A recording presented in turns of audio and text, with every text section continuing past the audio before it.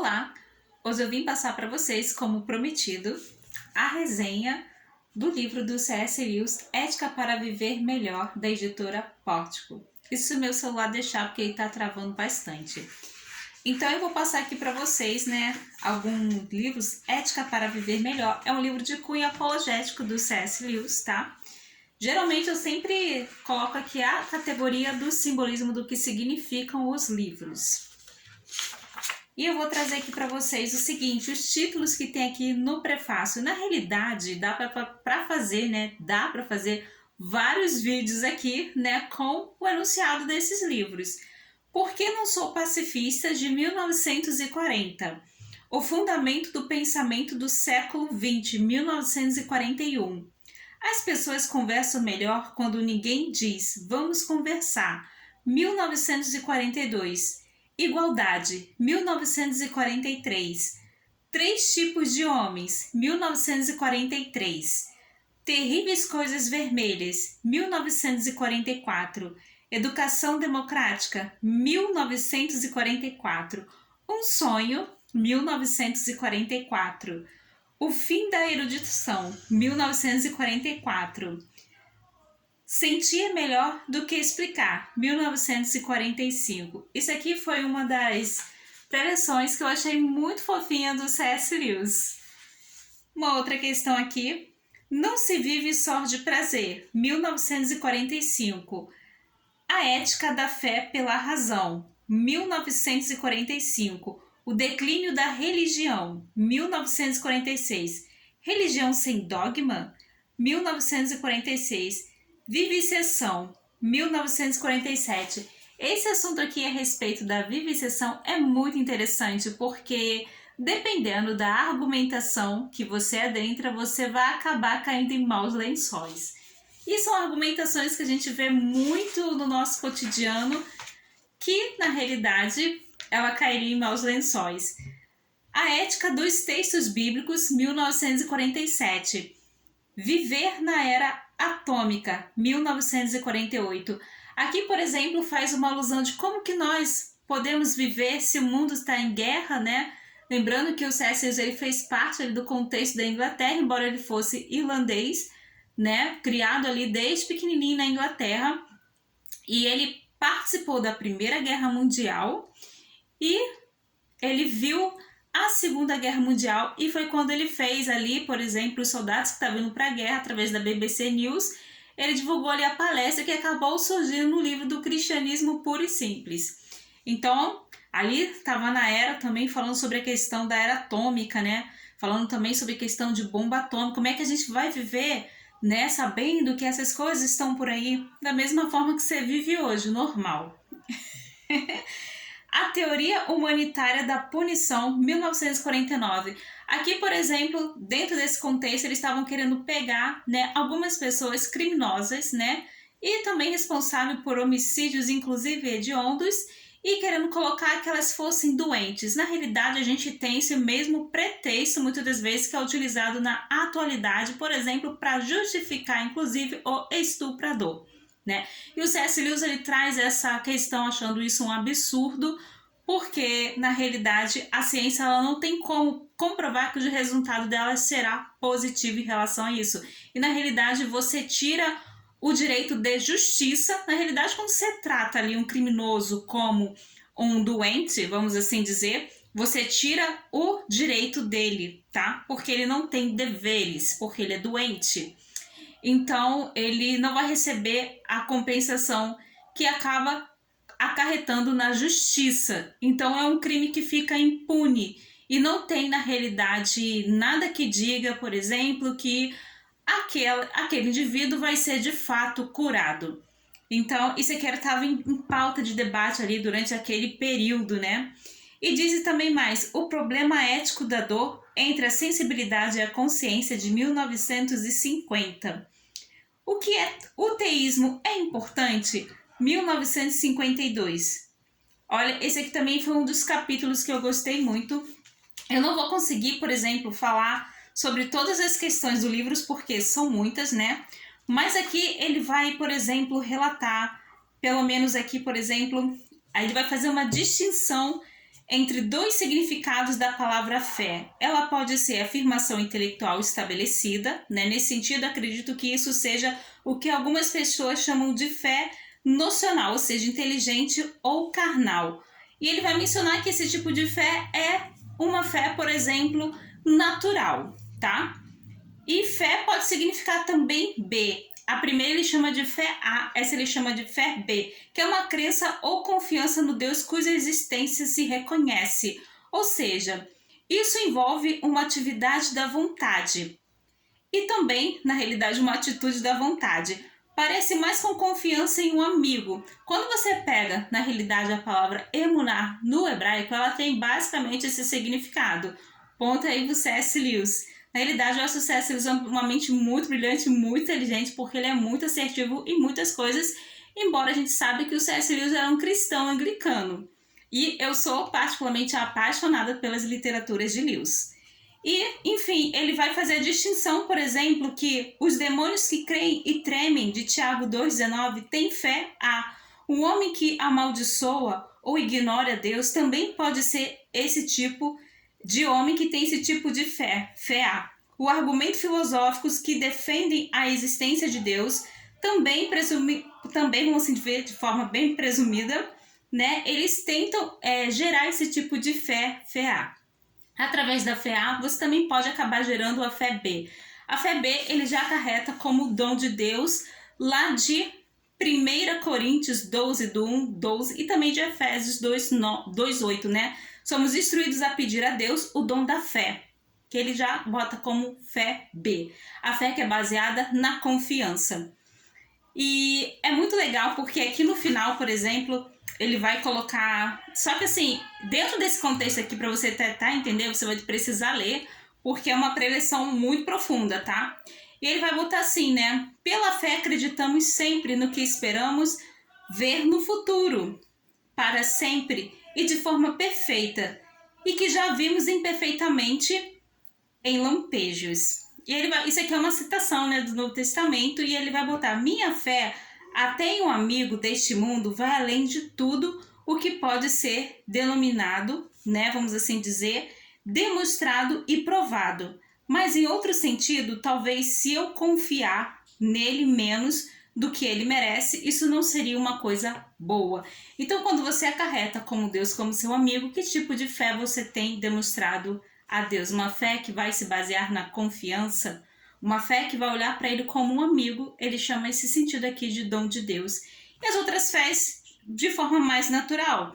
Ele vai mencionar, por exemplo, que as outras fés mais naturais, por exemplo, você pode acarretar que não necessariamente vai precisar, por exemplo, de uma confirmação, algo do tipo. Ele vai mencionar aqui, por exemplo, o seguinte: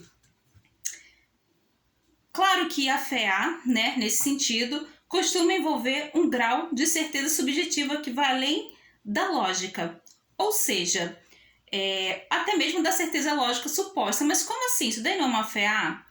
Isso em relação aos argumentos que estão sendo empregados para esse tipo de fé. Então ele vai dar, por exemplo, uma definição aqui, por exemplo, que é muito estabelecida, muito comum. A maioria dos que acreditam, por exemplo, na uniformidade da natureza, na evolução ou no sistema solar, compartilha, por exemplo, do tipo de fé A. Ele faz essa distinção da fé B. Então, esse aqui foi um dos capítulos também que eu achei maravilhosos. Tem também, na realidade, eu acho que eu gostei de todos, né? Porque eu aprendi muitas coisas novas aqui. Natal, um capítulo perdido de Heródoto, 1954. Eu coloquei para vocês, né, no Facebook, ele fazendo uma comparação, né, sobre a questão do que é Natal, do que seria Natal e do que não seria Natal, né? E de como as pessoas se comportam no Natal, quando na realidade elas nem, na realidade, estão celebrando o tipo de Natal. Ele faz uma crítica de forma sátira ali, né? E bem cômica, se você reparar para ver, né? Eu gostei muito desse texto, tanto que eu postei ele no Facebook. E também tem aqui, por exemplo, A História é Bobagem, de 1957. Pulei aqui, por exemplo, Puritanismo e Filosofia, de 1955. Escravos Voluntários do Estado Assistencialista, de 1958. Também foi um texto, já que a gente está em alta aí na questão política, né? Foi um texto que eu também coloquei no Facebook, né? Mas eu sei que a maioria das pessoas não gostam de ler muitos textos grandes, né? Ou se gostam de ler em livros, né? Mas eu deixei aí para quem quiser ler. Então, super recomendo para vocês essa obra aqui do C.S. Lewis. Cada capítulo, cada texto, cada preleção aqui que você pode começar por onde você quiser. Elas geralmente são, na realidade, em anos, em datas diferentes, em locais diferentes, foram escritos em propósitos diferentes. Então, você pode começar por o assunto que você mais gosta. E eu recomendo para você, super recomendo esse livro para você ver que, ó, eu já grifei bastante o livro, né? Porque eu sou dessas, não consigo não grifar, não botar, marcar texto. E então, todo livro, ele tá praticamente assim, ó. Meus livros são fantásticos, né? Porque eles sempre ficam bem marcadinhos. E, na realidade, eu gosto muito de conversar, né, com o C.S. Lewis, principalmente à noite, ou às vezes quando eu acordo pela manhã, né? Então é isso aí, eu vou deixar esse livro aí para você, um livraço do C.S. Lewis, Ética para Viver Melhor. E, na realidade, o C.S. Lewis, ele te ajuda a pensar bastante. Tem um capítulo aqui também que ele vai mencionar, eu até esqueci dessa parte aqui, né? A ética da fé pela razão, né? É um capítulo bem grande, né? E aqui ele vai passar muitas questões aqui. Deixa eu ver se eu tô no capítulo certo. Ele vai passar muitas questões aqui, por exemplo, de provas que ele passou que eram, por exemplo, na questão da evangelização, de como estava ali o contexto da Inglaterra, né? A ética da fé pela razão de 1945, é esse texto aqui mesmo, é um texto mais longo aqui, uma preleção mais longa do C.S. Lewis, e ele vai passar de caso em momentos de evangelização que a gente costuma muito passar, e ele vai fazer comparação com a igreja primitiva e com a igreja atual agora, e vai dizer que as coisas são bem diferentes do que eram lá atrás, e de como a gente deve lidar mesmo como apologista, né? E de como as pessoas elas devem ser separadas. Por exemplo, você tem ali dentro da sua congregação um mestre, muitas das vezes, porque se você lidar com uma pessoa intelectual, não vai ser o evangelista que vai bater de frente ali com ele, muitas das vezes, se ele não souber lidar com as questões da apologética. Depois você pode colocar o evangelista para continuar, vai ter pessoas que vai ter que pensar mais, entrar na área mais racional ali. Então, ele começa a fazer umas separações ali, umas divisões ali no corpo do que seria necessário e as deficiências, na realidade, do que as pessoas elas têm. Ou seja, quando você vai tentar falar do evangelho, você vai ver que não é, tipo assim, não é uma questão tão simples assim quando você está lidando com a população. Porque o pensamento delas são completamente diferentes dali do judaísmo do Segundo Templo. Principalmente quando você vai usar alguns termos ali. Eu achei muito interessante quando você vai usar, por exemplo, termos simples. Quando você entra na questão da moralidade, as pessoas acham que a moralidade ela significa só castidade. Ou seja, e quando você fala em ser também, eles vão dizer, por exemplo, que o ser, eles não vão associar, por exemplo, a uma questão de entidade nunca. Vamos pensar que é uma coisa assim mais pessoal. E aí ele começa a falar, né, das coisas que ele passou durante o processo de evangelismo. Quando você for falar de igreja, isso é muito comum, as pessoas vão lembrar muito de edifício, né? Mas elas vão do clérigo, mas elas não vão, por exemplo, nunca associar a companhia de todos os fiéis, de que a igreja ela representa o indivíduo. Hoje em dia é muito comum você ver isso também nas redes sociais, né? E daí ele vai mencionar aqui sobre a questão de defender a igreja, o bispo ladrão, o pastor ladrão. É a mesma coisa, né? A gente vive... Gente, eu acho que a gente ainda tá estacionado aqui no século XIX, né? Quando fala sobre a concepção imaculada, né? As pessoas, elas vão associar... Para você falar de uma linguagem mais leiga, você vai falar nascimento virginal. E várias outras, por exemplo, quando você chega ali para falar a respeito do cristão, eles vão dizer que é um ponto ali, por exemplo, inclusive, você é cristão porque é algo bom, é uma aprovação boa, né, tem bom comportamento, mas nunca associo, na realidade, como verdade ali na questão quando se trata do cristianismo, né? A criatura também, por exemplo, se eu chamar alguém de criatura, vão falar, eu não sou besta selvagem, eu não sou isso, como se fosse um animal irracional, né? Quando você vai falar no sentido da criação de Deus, então isso gera muito mal entendido também.